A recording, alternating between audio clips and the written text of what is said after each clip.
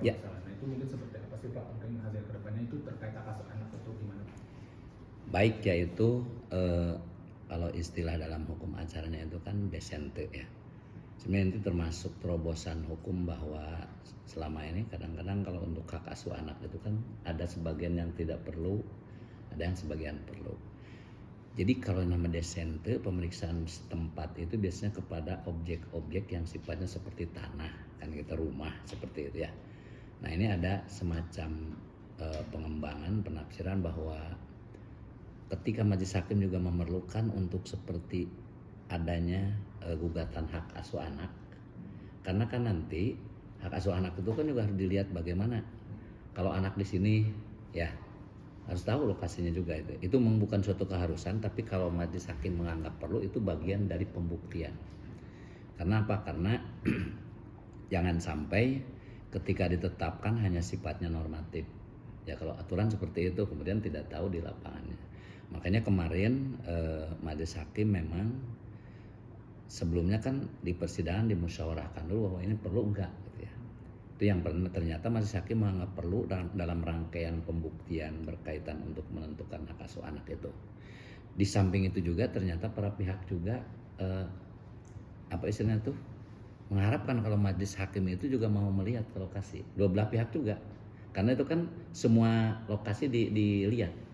Kemarin ada 3 lokasi, lokasinya tempatnya pemohon, kemudian lokasinya tempatnya termohon, kemudian bahkan termasuk tempat kerja termohon yang selama ini kadang-kadang anak-anak ikut ke tempat kerja. Nah itu makanya dilihat 3-tiganya seperti itu ya. Jadi latar belakangnya memang masih dalam tahap proses pembuktian, dan itu mungkin tahapan terakhir karena para pihak kemarin sudah tidak ada lagi menyampaikan bukti-bukti.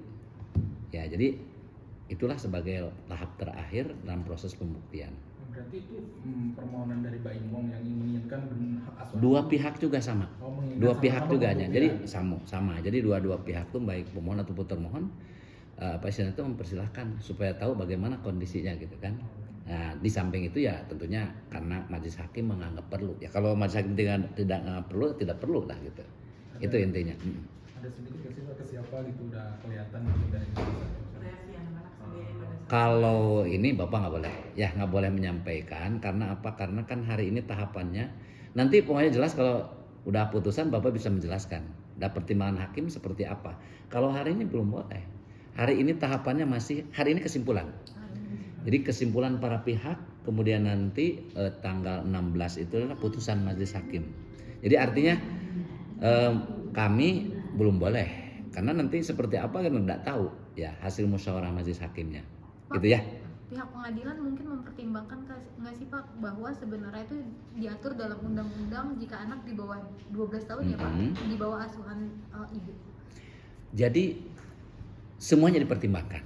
Ya, itu yang tadi kata Bapak, ketika hakim mau menentukan khusus dalam hak asuh anak itu pasti dipertimbangkan tentang normatifnya. Normatifnya itu undang-undangnya seperti itu ya. Nah, kemudian juga mungkin faktor-faktor yang lainnya juga bisa dipertimbangkan. Sehingga apa? Bagaimana nanti putusan hakim itu yang kita belum tahu. Sebab kadang-kadang ya normatif itu tidak mesti selamanya dipakai. Kita lihat juga faktor sosiologisnya, ya. Karena apa? Karena kan intinya the best of interest of child, gitu kan katanya, istilahnya kan gitu ya kata wartawan itu. Artinya mana yang terbaik bagi anak saat ini. Jadi tidak bisa normatif terus. Belum tentu ketika itu ditetapkan itu belum tentu baik bagi anak, gitu kan. Atau juga sebaliknya, ya. Jadi artinya itu ketentuan normatif karena memang seyogyanya ya anak seumur itu kan gitu ya oleh ibunya, karena memang biasanya anak-anak seusia gitu kan dekatnya ibunya kan gitu.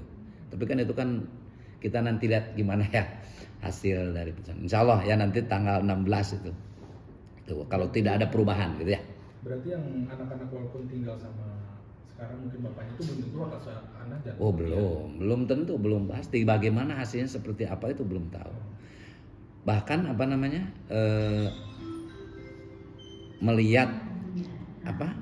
melihat kondisi anak ya bisa jadi tidak ditetapkan pada salah satu gitu kan, bisa seperti apa nanti kita nggak tahu gitu ya. biasanya seperti apa sih Pak kalau misalnya tidak ditetapkan Pak? Jadi dalam ada agama? gini, ada sekarang perkembangan yang terbaru joint custody.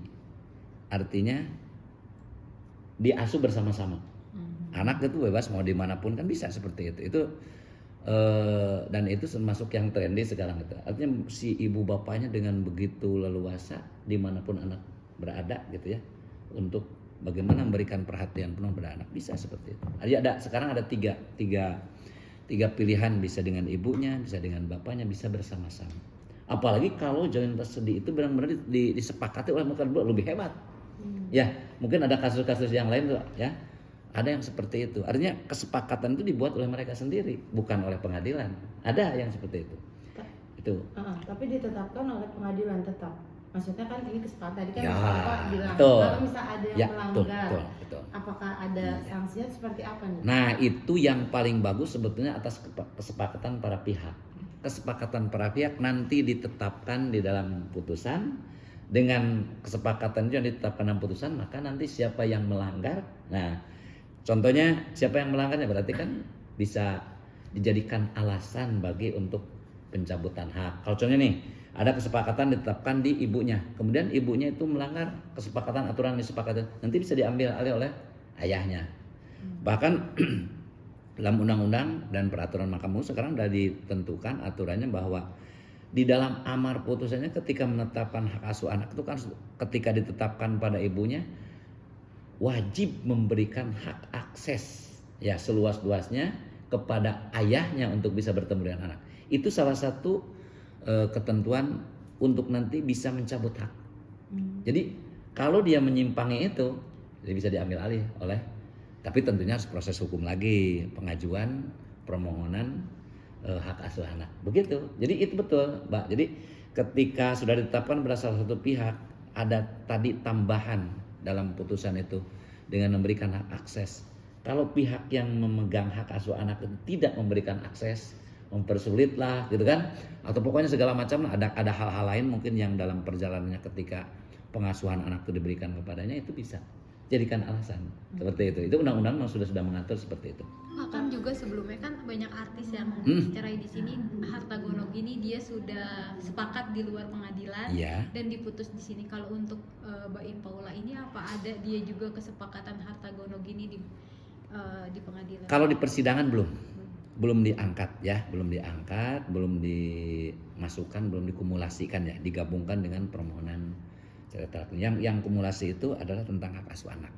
Gitu ya. Kalau harta gono ini belum. Mungkin ini kedepannya bisa jadi gitu ya. Kita nggak tahu juga kan. Atau diselesaikan secara keluargaan itu lebih bagus tentunya. Tapi kalau misalnya mau diajukan di pengadilan bisa. Karena harta bersama itu, pengajuan harta bisa bersama-sama dengan perceraian, bisa terpisah. Itu bisa. Jadi kapanpun bisa. Contohnya setelah terjadi perceraian, ya kalau tetap kalau bisa itu diselesaikan secara keluargaan, karena memang kalau untuk harta bersama kan yang tahu hanya mereka berdua, mana yang termasuk harta bersama, mana yang tidak gitu kan, ya seperti itu. Nah ke pengadilan tuh kalau diperselisihkan, dipersengketakan tentang ini masuk harta bersama tidak, nah itu kan. Tapi kalau sudah jelas-jelas, kan harta bersama kan mudah aja diperolehnya selama perkawinan gitu kan. Nah seperti itu kan mudah, itu definisinya. Tapi kalau itu diperselisihkan tentang biasanya, kalau itu si harta itu sudah beralih-alih tangan biasanya gitu kan. Dulu asalnya perolehan itu dari mana, itu biasanya seperti itu. Berarti Ya. hari ini tuh agendanya kesimpulan Pak. Hari ini betul, hari ini. Hari ini tanggal 26 itu adalah kesimpulan akhir dari para pihak. Tapi mereka menyampaikannya lewat ekot kan. Jadi menguploadnya langsung ke aplikasi gitu ya. Jadi kalau tidak salah tadi waktu persidangan berjalan itu kayaknya sudah masuk. Oh, Sudah ada masuk. Ya. Kan hari ini itu batas terakhir. Nggak tahu itu tadi masuknya mereka apa hari ini atau hari sebelumnya. Ini tuh hari terakhir gitu ya, batas terakhir gitu. Seperti itu ya. Dan selanjutnya apa? Agenda keputusan majelis hakim, musyawarah majlis ya. Kalau selesai musyawarah majlis hakimnya, ini kan dari tanggal sekarang sampai dan tanggal 16 sekitar 20 hari itu, ya berarti nanti bisa dibacakan dan itu pun di-upload di ekot juga. Oh berarti nggak langsung ya Pak? Enggak ada persidangan secara offline. Dia sudah langsung dimasukkan ke aplikasi dan mungkin biasanya dalam prakteknya itu walaupun hari ini dimasukkan karena harus verifikasi juga oleh panitranya paling hari besoknya. Tanggal 16 ya. 16 ya. Barangkali itu ya Oke. informasinya.